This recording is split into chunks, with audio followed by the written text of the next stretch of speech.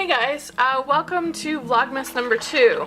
I just managed to finish Vlogmas number 1. I'm already behind. So yeah, we'll see how this goes. Like I said, keep your expectations low.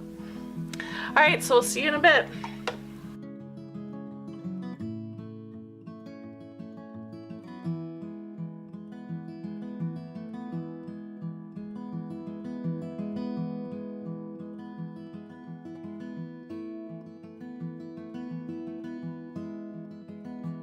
Hey guys, welcome to Vlogmas number 3. Today we're going to talk about Tammuz, Attis, Adonis, Nimrod, and Kronos.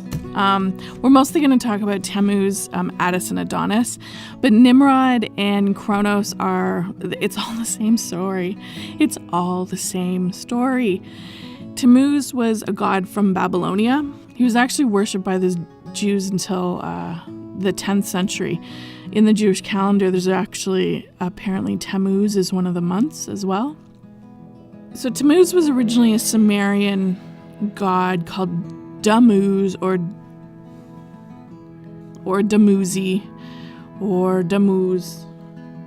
He was called the only begotten son, the son of the blood. His death fertilized the fields. Tammuz, Attis, and Adonis are all born of virgin mothers. They are all castrated or sacrificed. Their blood is spilled upon the earth. They are a savior god. They take on the sins of the world and are died as a sacrifice for the community. They all have the same kind of story. Tammuz tended a flock. His flock was the stars, and the stars were considered the dead in heaven. Tammuz was called the healer or the savior or the heavenly shepherd. And each year on the Day of Atonement, this is the same for Attis and Adonis as well, at the Day of Atonement at One Mint, which was generally thought of as March 25th, the god was slain. So he was sacrificed in the form of a lamb or a goat or a ram. And Attis was actually consumed as bread.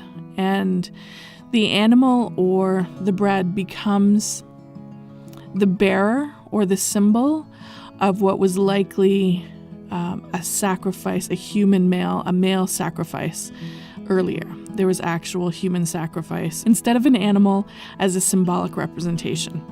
And the idea was that the animal, or previously the man, was given all the sins of the community. The priests and rabbis would anoint the animal or man with all the sins, and they would die. They would take on the sins and sacrifice themselves for the good of the community.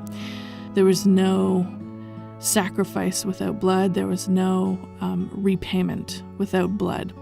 And the blood also went to ensure good crops. It literally fertilized the ground and symbolically fertilized. It was giving good favor.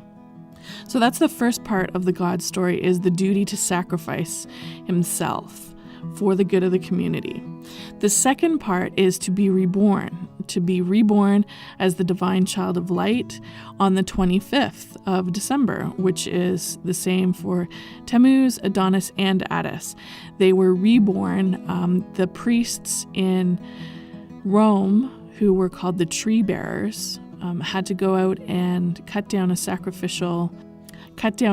pine, which was then decorated and carried into the temple for worship to represent and be symbolic of the reborn God who stayed green in winter when everything else was dead.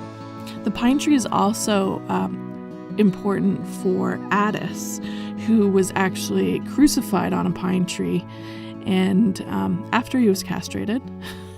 Castration was symbolic cutting down of the grain. It was another way to symbolically harvest the wheat god.